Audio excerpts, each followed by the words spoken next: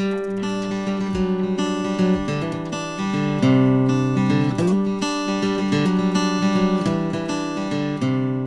again, good evening, everyone.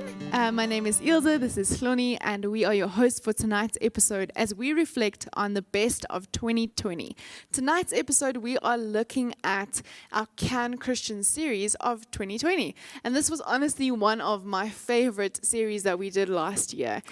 I suppose a lot of people enjoyed it also because we engaged some real ethical issues, issues that have to do with our everyday ethics, decisions that we make every day around alcohol, sex, porn. Man, it was wild. I think one of the things I loved so much about this series is that we didn't try and give people an answer. We really journeyed through different ways of thinking and exploring how can we look at a topic. What are some of the perspectives that we sometimes miss when we only speak or look at something from our own perspective? And I really enjoyed that. So this series wasn't about giving you the answers on these topics or us being told what the right way of thinking is, but simply us and all of us together at home watching this to reflect and start to think about some of the issues that we actually face on a daily basis. Tonight's episode, we are looking at our Can Christian series of 2020 episode, because tattoos for me is one of those things that everybody's doing it, nobody's really talking about it. And there's not necessarily always a scriptural basis or a necessarily like a reason why we as Christians say it's okay, it's not okay. And it was cool exploring some of those topics for me. I must say, it was it also stood out for me, mainly because of some of the stuff that we've spoken about. There's Christians who would decide to have tattoos without a reason. It's honestly just them deciding to have a tattoo. But we also got to see what you spoke about, that it's not a matter of what's right and or what's wrong. Because for some people, their tattoos meant something, and yet we had people who said their tattoos represented a part of their lives that they would have preferably not have went through, when Ivor spoke about gang tattoos and all of that. Yeah. So the part of the episode that we're going to look at today was a part where we had our guests speaking about what are some things we need to consider and look out for when getting a tattoo. I found that really helpful. I think especially as a young person, we look at these things and we don't necessarily have the experience to know, or the experience of someone who has previously been tattooed or has many tattoos to know what is good, what is bad, what to look out for. Some basic things around even when you're selecting your tattoo parlor, what to do and what not to do. And so we're going to look at this episode just to have a look at what were some of these pointers and things to consider. I think that for those who are Christians and wanting tattoos, I do think that praying about it is important, personally. And you guys might differ in that. And I wish I could say I've prayed about everyone, but I think for the first time, you do it because, especially the first time, I'm not saying pray, because then other people are going to say, I was listening to someone saying when they go shopping, they pray about what breakfast cereal they must buy and that type of thing. I mean, seriously. But I think like for the first one where you make a commitment, that's the first, I'd say pray before you get that and check, for the Holy Spirit. If you are underage and you're under your parents' home, check with your parents. I think it's critical. We're under authority of our parents, and I think to respect your parents and their views on it, I think is actually really important. Once you've decided on the design, take it to a friend or to your brother or to your sister. They might give you alternative views,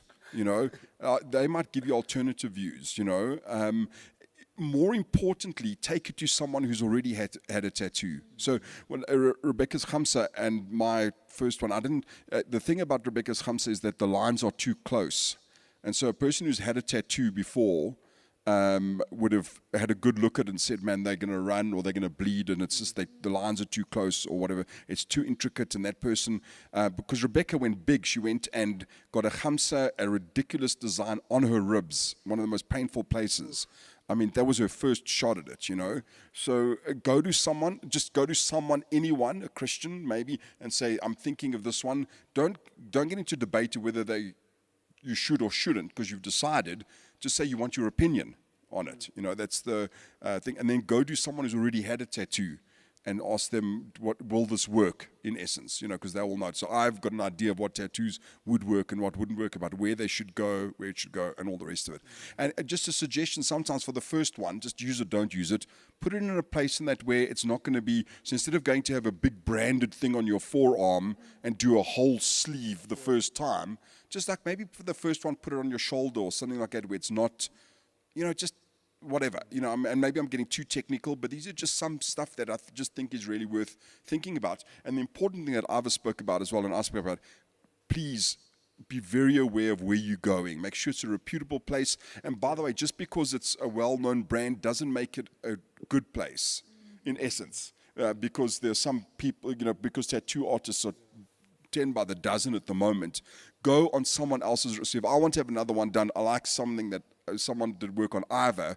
I said, Ava, tell me about that person. So go with a referral. Don't ever go in blind and just go and sit down with someone that has not been referred to you. And you must like the work that person did. That makes sense, I know we only have 2 minutes, but I just actually only had one thing to add. If you are dating or older, so Chris and I had to have the conversation, and I wish I'd had it. I wish I'd had it like long before we did have it. But it actually wasn't that bad. I need to give myself some credit. We did have it soon.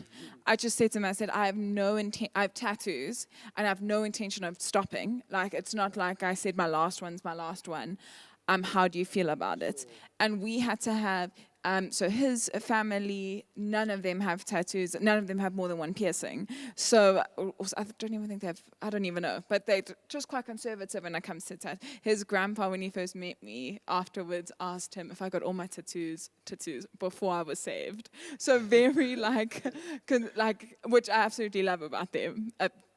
Anyway, Chris and I had to have the conversation about whether I'd carry on getting tattoos. And he had to think about it. He had to go.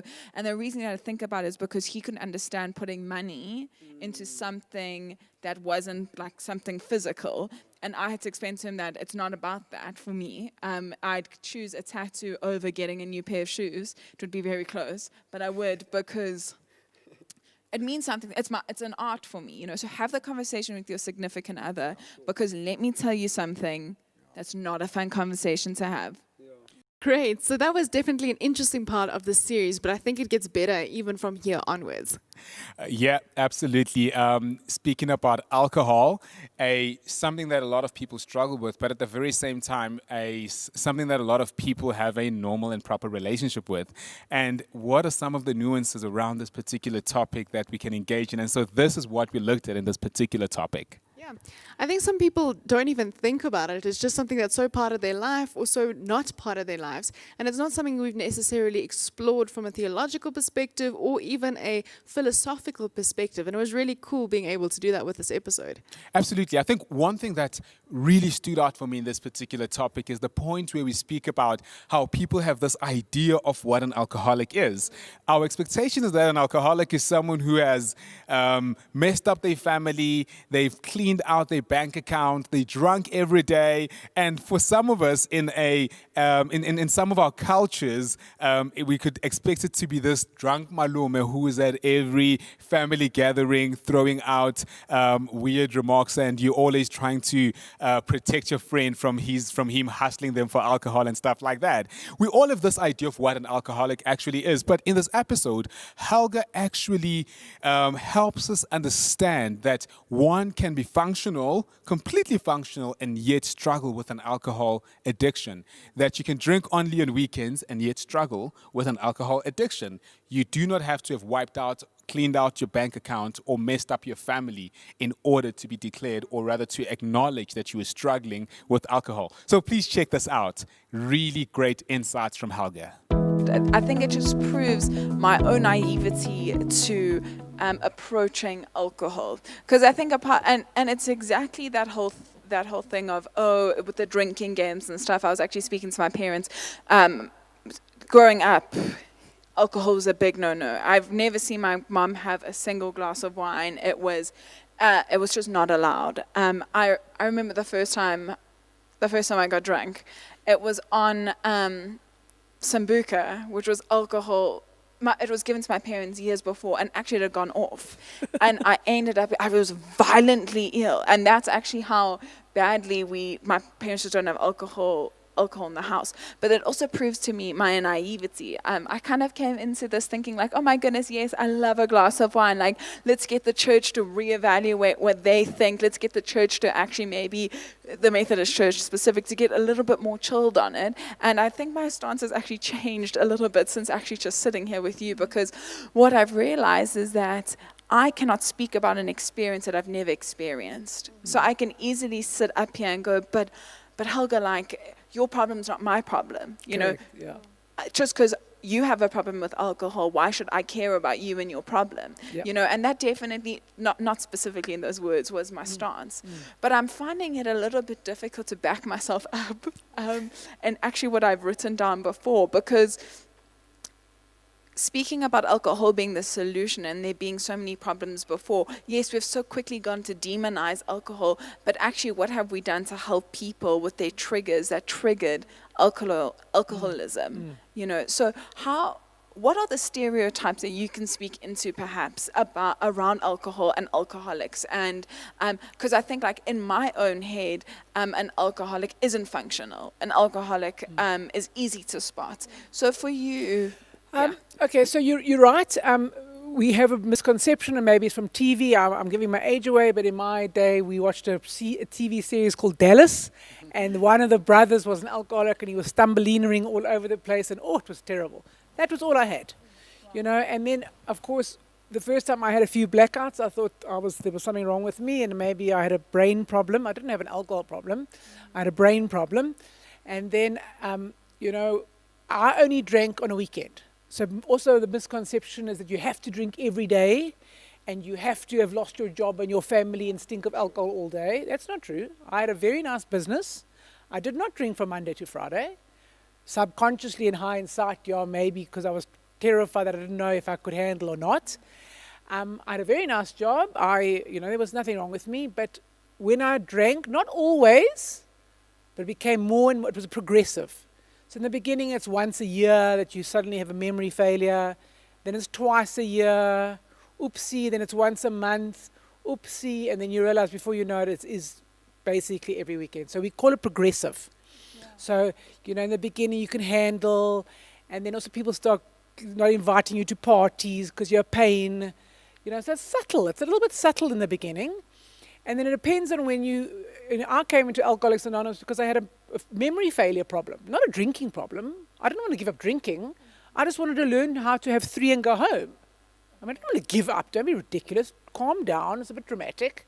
You know, look, I've got a job and I've got a house and I'm qualified and I've got a big business. So, and also when you walk into AA and you see a lot of famous faces and you're like, oh my goodness, you're like, sheepers, are they alcoholic? And you can't believe it because, of course, we're so embarrassed. Oh, what happens if somebody recognizes me? Well, everybody's in there for the same reason you're in, because we're so self-obsessed that we actually, and that's what happens. So in the beginning, it's a bit weird. So I used to fib a little bit and go out for the first couple of weeks and have lime and soda, vodka lime and soda. Meantime, I was just lime and soda because I didn't know what it was. I couldn't believe I was an alcoholic. What on earth is that? That's a person who's got on the park bench and has lost his life. So there's a lot of misconceptions. Was that not amazing? I'm going to be honest, it was an eye-opener for me and has helped me understand even more what it could mean to be an alcoholic. And so we move on and we speak about a very interesting topic. I know I said this before, but this was honestly one of my favorite episodes as well of the series, was the one on pornography. And it's just so interesting to me because sometimes we think, again, like the alcoholic, we think it's this person sitting in a room sometimes almost disturbed. But it's everyday people. It's people that are with us, next to us, in our workplaces, in our homes. And it's not something that we necessarily have to be ashamed of all the time, but it is something that we have to work through as a community. community. What I found so interesting in this episode is one of our guests, Hayley Walker, who works with protective behaviors, actually explored not only the spiritual and emotional aspects of pornography, but also the physical structures of the brain and how pornography actually physically alters the brain. I found that very interesting from a medical perspective. And then we had Mohomotsi, who spoke also about the idea of having the uncomfortable conversation, even if it is something that we don't want to have, but it is something that is so essential. He spoke about the idea that as a society, we've actually got a systemic problem that we don't, it's not just a personal choice and consequence type of thing with pornography. It's, you know, a systemic issue where we've sexualized the human body. And it's not just one person's decision and consequence to do porn or to watch pornography, but as a society, as a system, we've actually sexualized this body to a point that it's commodified, and we use it that way. Absolutely, Else, because it's funny how after a couple of weeks after that particular conversation, I was listening to one of my favorite radio stations, and there was a lady who was being interviewed about the concept of ethical porn. You know, but having listened to the topic, I was like, there's no ways that porn can ever be ethical. The impact it has on human beings. And so for me, it is very important that we do not only give teenagers a yes and no answer when it comes to can I watch porn, but such episodes are very important so that they can understand the long-term implications it has on them, but also on the human race through them. Exactly. It's something that if we don't speak about, we never figure out what do we do with it. It's something that exists among us and around us, but we're not necessarily sure, even as a church, what do we do with this and how do we deal with it. And so this episode was really, really helpful for dealing with this topic. So please have a look. I hope it'll help you and your family as well. Having just come off of the Nkosi Summit, a lot of research is going around the impact of porn on the brain. And I always sit and I say to young people, how many of us would willingly choose to become a cocaine addict or a heroin addict? Because porn has exactly the same impact on the brain. The difference is the first hit of porn is enough to turn us into an addict. Particularly with our young people, because of the way the brain is developing and the impulse centers of the brain not fully developed. So porn is created in such a way to create the same dopamine high as most drugs create. And so if you look at a user of porn in terms of brain scans and things, the brain lights up in exactly the same way as heroin and cocaine. And when we start to understand that, we start to recognize how dangerous it really is. Because immediately that dopamine feels good. And young people are naturally looking for that high. And so they respond to it, they don't understand what they're responding to, and they start looking for more. But it works in the same way as any other addiction. When we're working with drugs, it's more and more of the same drug or something stronger. Pornography is more and more pornography, but more and more types of pornography. And so the whole thing of organic porn and all of that, it's kind of the gateway, because the addiction kicks in quite early. And so you will need different genres and different types of things in terms of getting that same dopamine high out of pornography. And when we start to understand that, we realize how dangerous pornography actually is in terms of addiction. The other problem is if we look at drugs, you go to a street seller and you've got to buy drugs. So you've got to physically have the money or something to sell, to go somewhere where it is dangerous and kind of connect with a person to get those drugs, whereas pornography is right in our homes. It's right on our devices, and it doesn't have to cost any money. And so the risk is even higher because it can be done without anybody knowing about it. And that's what we're seeing with our young people, is it's coming into them. And many of our little ones who are getting caught in the addiction of porn, and I've worked with grade 7s and grade 6s who are addicted to porn, who are accessing porn 3, 4, 5 times a day because they feel the need to function. The thing is that the first exposure was often accidental, but the way their brain responded hooked them immediately. That's incredible. Thank you, Hayley. Mohammed, maybe the same question for you, if you've got something to add on that. Otherwise, maybe as well on the damage that porn does to individuals and relationships and also society and the effects it has on society? I think that there would be very few people that would honestly argue against the negative impact of a toxic pornography. I've just learned a new term now, talking about ignorance.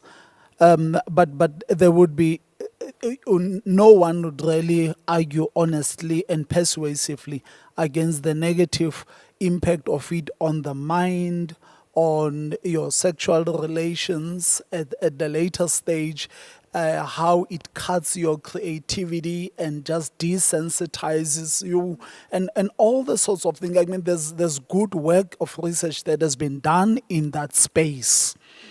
But maybe when discussing this, it would be of value that we go a few steps back and ask the question, how did we get here?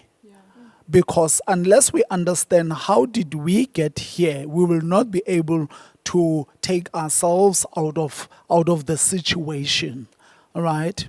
And I think we need to take responsibility as society in terms of how we expose our children to material on TV that is exposing them to pornography. How easily accessible we have made as a society that kind of material available on the internet, on their phone. Like Haley is saying, you really don't have to make an effort to get, you really don't have to. And therefore, we need to get down to the issue of the kind of parents we have become. The kind of education that is going on in our private homes, in our schools, in our churches, in society in general, the kind of influences we expose our children to. I honestly don't blame children here. I blame the parents' generation. And I'm sure their generation would blame the parents' generation, and so it goes. But it goes even deeper. When we've got to then look at our views about sex and the human body. And this thing touches on, I'm speaking here from a perspective of a minister, a spiritualist, and a pragmatic really here. Three areas that I want to show you, and we don't have time to really go into them. But the first one would be to trace it back from the biblical perspective, trace it back into the African cultural societies, look at the animal kingdom, and lastly, look at the behavior of a human being whilst they are still a child. Something has gone wrong in these four areas. We need to go as far back as all that because we have sexualized a naked body as a society. And we are reaping the fruits of our stupidity and pervertness. Maybe let me stop there. Okay, so if that wasn't interestingly enough, this is another topic that's kind of linked. The next one we're going to have a look at. In actual fact, I remember before Rebecca left, one of the jokes we had as we were busy putting together this particular episode, we said maybe we should have an introduction around let's talk about sex, baby. It was so funny, but it was also so awkward because, again, when it comes to sex, we don't want to have these uncomfortable conversations. I love how Paul in this episode actually goes on to say we call our private parts all these funny names just because we do not want to speak about sexually related stuff. We call them flowers, we call them everything instead of saying it's actually a vagina and a penis, which is normal. And I think also, like in the church, we kind of avoid this topic. We read scripture in the church, and whenever sex is mentioned, we kind of use these beautiful euphemisms, or we omit those particular verses as we read the scripture because we're uncomfortable about speaking about it in the church. And that's not necessarily something we need to be, because if we believe that it is, in fact, God given, it's something that we should be comfortable with. You're so spot on, Ilse. I think it all comes back to that concept of putting things under the light so that we can know what to deal with. Because as we deal with this conversation around sex, Paul then goes on to warn us against how we can perpetuate injustice by other stuff that we have not looked at when it comes to the idea of sex before marriage, sex outside of marriage. He speaks about how one who is ready to get married, how one has found someone that they genuinely love and want to spend their entire lives with, can be disadvantaged when we do not look at some of the contributing factors. One of the things it looks at, he says, for instance, in the instance of lobola, or in the instance of assessing one's readiness to be married, financial readiness, as other cultures would do, he says, then what happens is when someone is not at a state that society deems as him being ready to get married, what do they do then? Do they then abstain from sex outside of marriage? But then if those issues go unchecked, some of the stuff that gatekeep people from getting married go unchecked, then we are forcing someone into a position that is almost impossible. Now, Paul does this very well. He explains it very well. Check this out, and I hope that this will bring up some conversations in your own home space. Sometimes, and this is risky, sometimes culture is problematic, as is Christianity. Are you with me? So the worst case scenario is that you have a church that talks about all sorts of things, but never, ever, ever talks about sex. Because a lot of people don't like talking about sex because they think when they're talking about sex, they're having sex openly.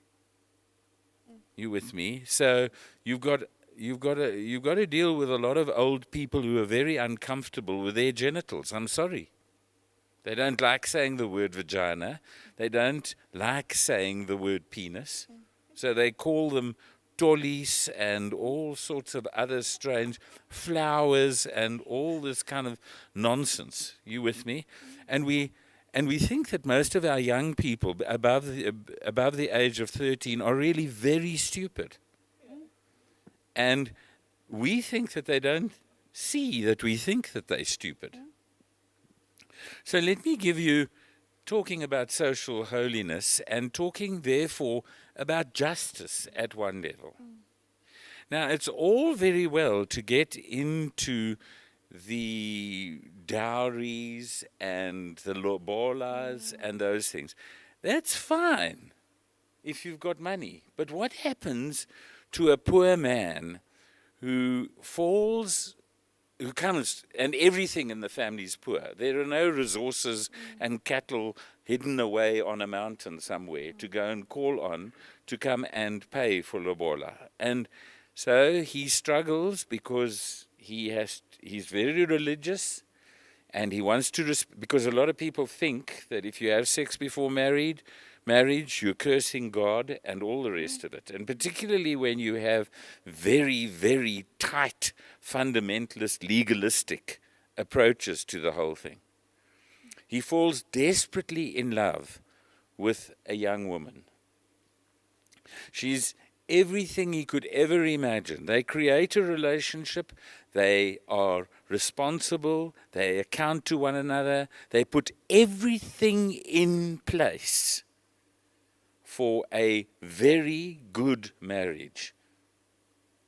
And he recognizes that even in the culture, and it's not just in black culture, it's in white culture as well. We just are a little bit more hypocritical in the white culture around this kind of thing. But what happens is, shame, and I'll never forget what my mother said to me about this, and I'll come back to that. But he can't afford to get married.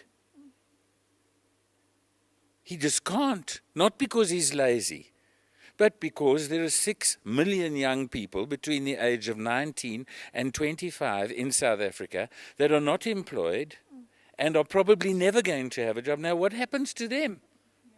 Have they got to suck their thumbs and hope for some beneficiary to give them money to be able to meet the requirements? And it goes right across the cultures. You know, I don't want my reasonably comfortable daughter, as I'm talking about a white, now to end up with somebody who's not going to be able to support her properly. But there are 6 million young people in this country, probably 3-4 million young men in this country, who, because of this culture, are not going to be able to be married.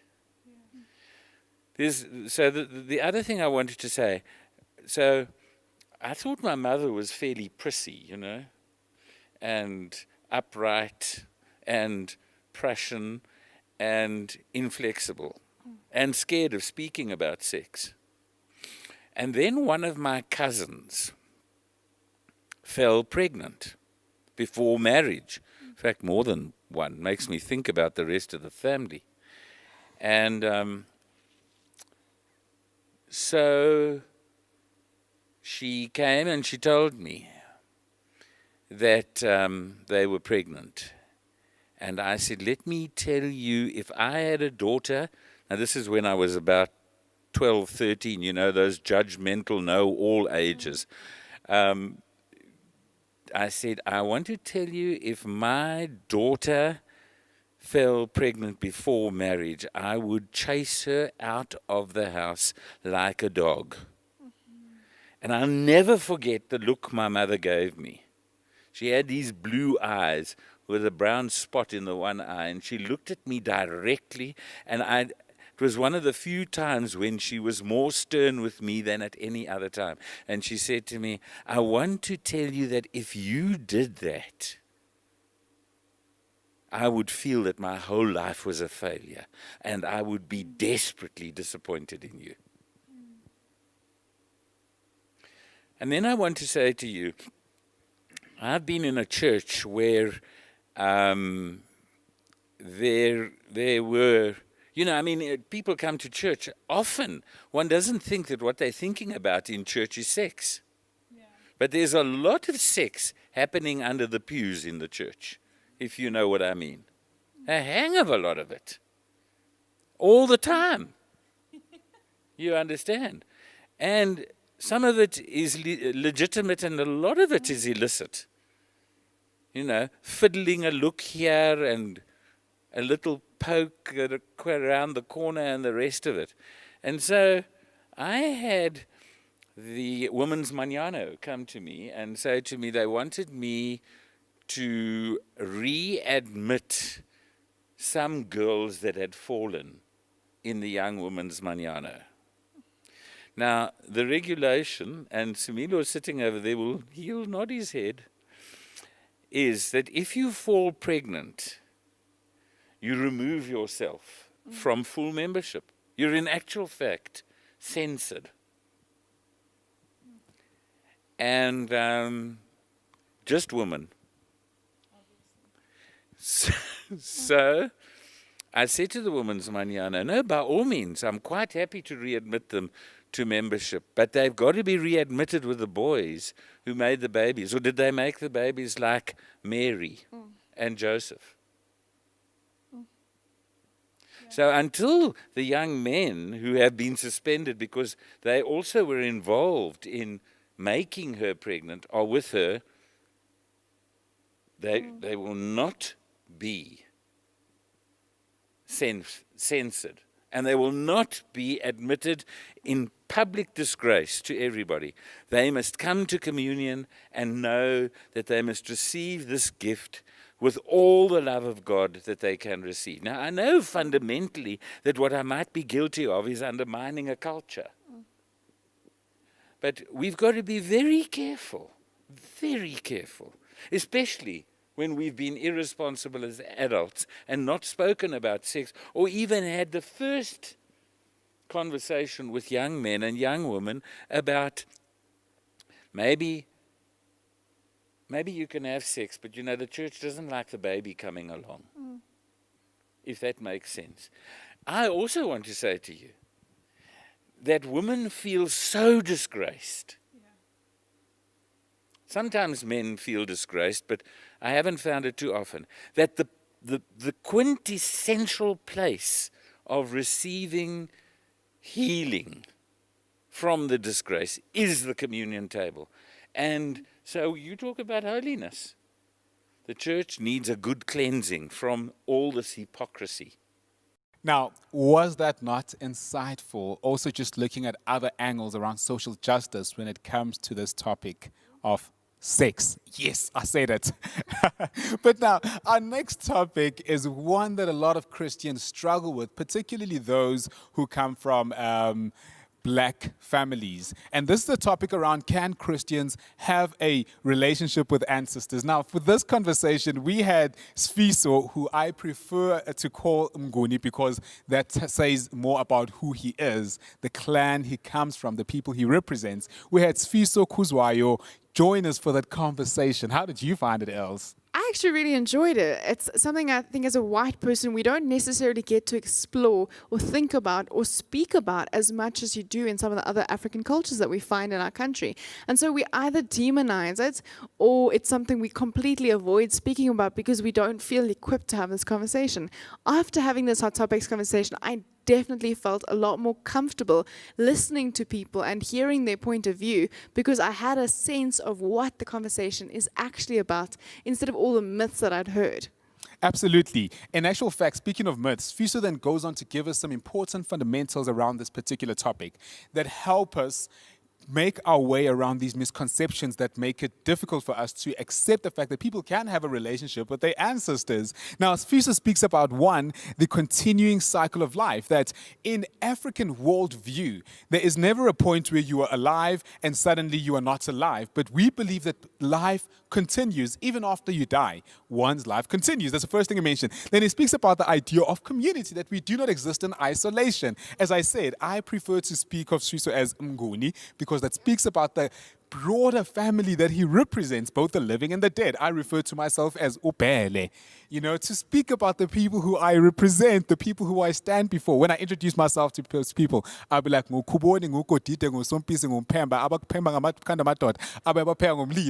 are the things I would say, just to say this is the community of people I belong to. But then also Fiso speaks about the idea of hierarchy. If Ilse wants to get something from a mom, from a dad, because the dad is strict, she'd go to her mom and her mom would cushion it well that by the time it lands, it gets to her father, she's found the right language around it. And he says there's a sense in which we understand ancestors to play a similar role. They're not necessarily cushioned because we all have a relationship with God, but they take our requests to God. And so when we request things from our ancestors, we understand that the ultimate supplier of these things is God. And so there is no conflict. Check out this episode of A Hot Topic. I think it's a very interesting perspective to look at it like that, as it's almost an ongoing relationship. Just because people aren't physically alive with us on this side of heaven, if we want to put it that way, it doesn't mean we lose relationship with it. And I've been reading a book recently by Nagara and Mofokeng, and they explain that relationship, how we don't worship our ancestors. We continue to have a relationship with them, and we honor, we respect, and we revere them the same way as we do our living relatives. Maybe we can explore some common misconceptions around this idea of ancestors and how you've, like you said, Smilos, maybe not something that you've practiced yourself, but what you've picked up, Sviso, for you in sermons or churches, and Hloni in practicing African traditions. Let's hear about that. That'd be great. I wonder if I'm going to be going directly there, but let me bring these 2 points here and maybe begin that as a base that might get us there easier. There are fundamentals in African livelihood that, one, we would say, life does not have a beginning and an end. Life is continuous. As a newborn baby comes onto this space called earth, they have come from where the rest of my people are at. And when death in this space comes, it's not the end of life, but it's moving back into the space where my people are at, which is a space that is in the presence of God. Umvelinqangi in our case. Therefore, one, life is continuous. Two, because life is continuous, in whatever we do on this space and time we call earth, we need to keep everybody informed of the things we are doing. We need to have everybody's blessings on this journey. I often say, and the guys would laugh at me when I say, as I sit here, Smilo said it. He called himself Ukhatebe and others, clan names that he said are not translatable. As he sits, he represents all those people. As I sit, I represent Okuzwayo and all those people. The same with you. So whatever we do, we need to bring those people in on the journey. So community then becomes the second element, which is very important. Then the third element, which also relates to ancestors on this case, is the issue of hierarchy. When I need something from, well, when my father was alive, or in the traditional sense of the word, when a child needs something, you don't just run to your father, but you go the softer route. Mommy, this is what I need. By the time it gets to your father, it's cushioned such a way that you will get what you want. The same kind of hierarchy and respect works when it comes to issue of prayer and bringing in your other members of the family. You don't go directly to God, but the persons who are closer to where God is are my ancestors.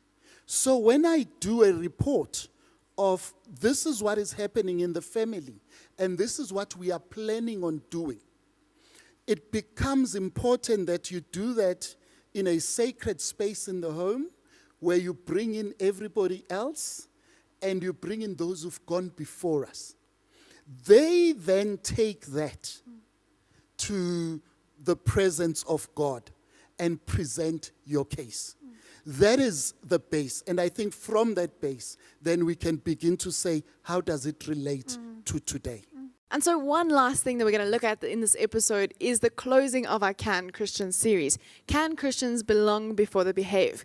What I found so interesting about this series is as we were going through it, I realized how often we use some of these things like alcohol, sex, ancestors, pornography to isolate and exclude people. We don't just accept people, but we say, oh, but Hloni who does this and this, Hloni who thinks about this, and and we use those as factors to exclude people. As a church, we say that we are a family, a home for the homeless, but in fact, we sometimes find ourselves using these factors to actually put people in the margins. And what I honestly find interesting else, whenever people use these factors to determine whether someone can belong or not, is that it's usually a projection of our own faith journey.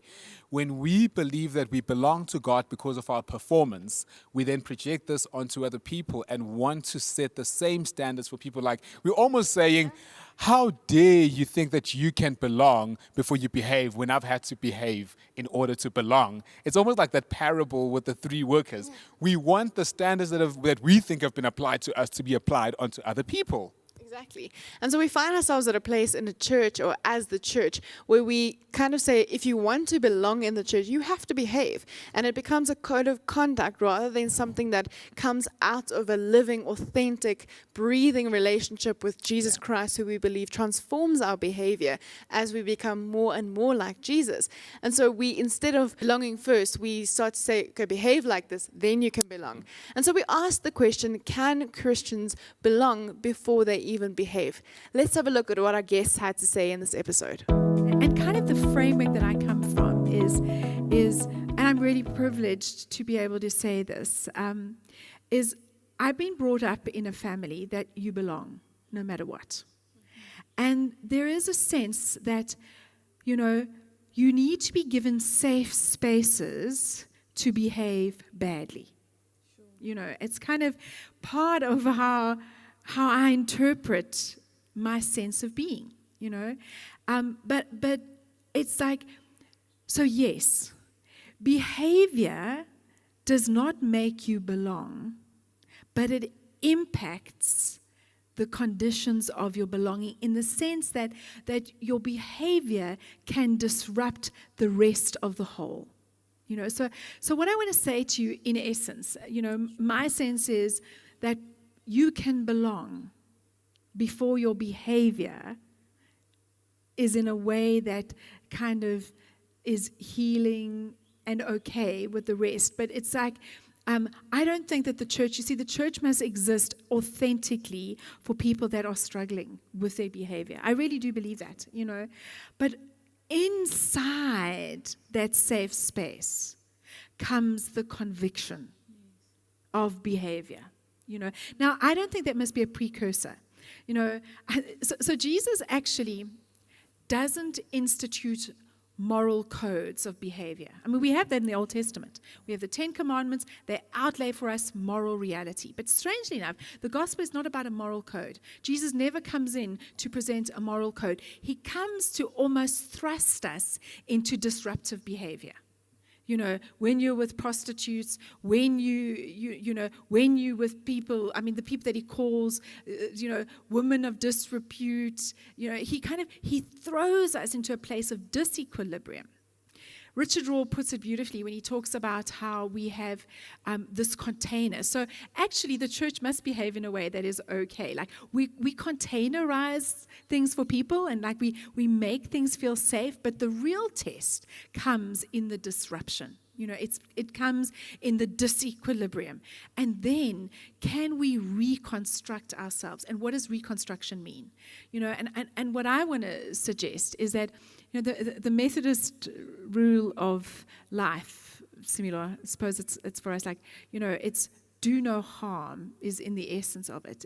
Ultimately when you come into the place, it's do your actions do no harm, So for me it's that, the aspects for me about conviction, about behavior, there's no point in me telling you to stop behaving bad. It's do you get convicted through the power of the Holy Spirit? And from that conviction comes, I think, confession.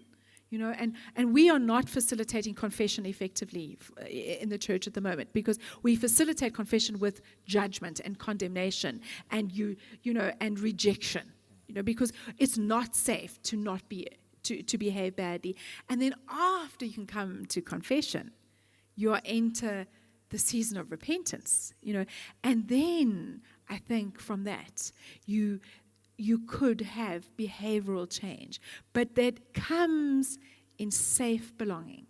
And I think Jesus did that. I don't think the church does that as effectively because we want to containerize, as I think Richard Rohr says, we want to container the behavior for everybody to feel safe. And people feel safe in certain behavior. They don't feel safe in disruption. So, yes, I believe you can belong irrespective of your behavior.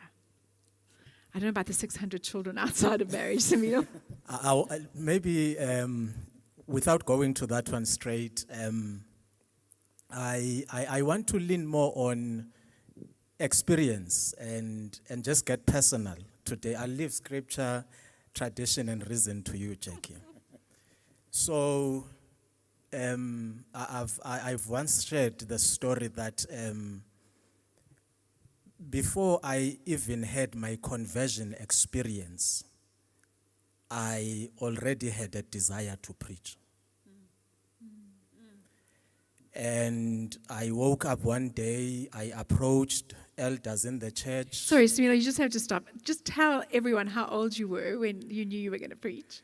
'Cause I think it's so That good. was 1992. I was 11 years old.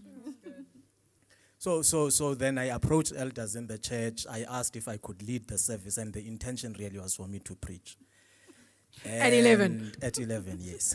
And then I was told that, look, you need to be confirmed, you need to be called to preach, you need to this and that.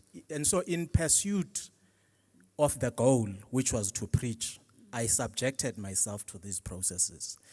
And I think for me, my call to worship, my journey to faith in itself speaks to the fact that, you know what, God is not necessarily confined to a step-by-step process of us coming into a relationship with God, that it begins with this, then that.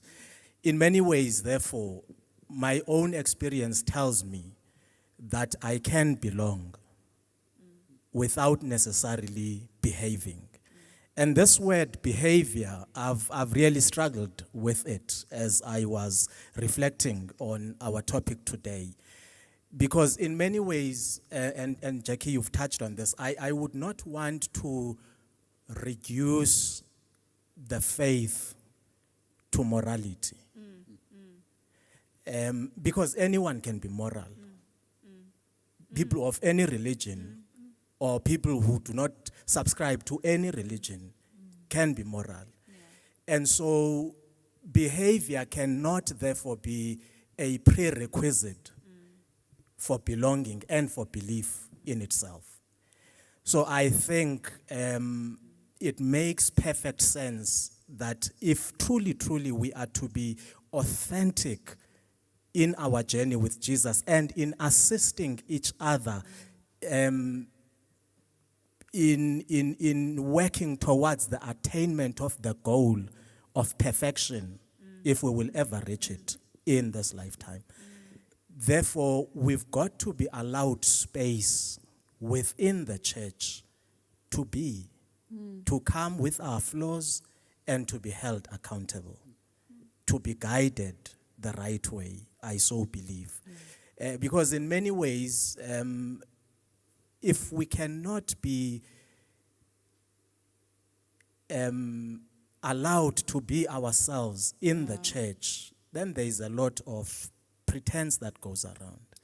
We are not then too open or revealing of who we are, which then can, as we work together with other Christians, assist us to become better, to adopt more the likeness of Christ.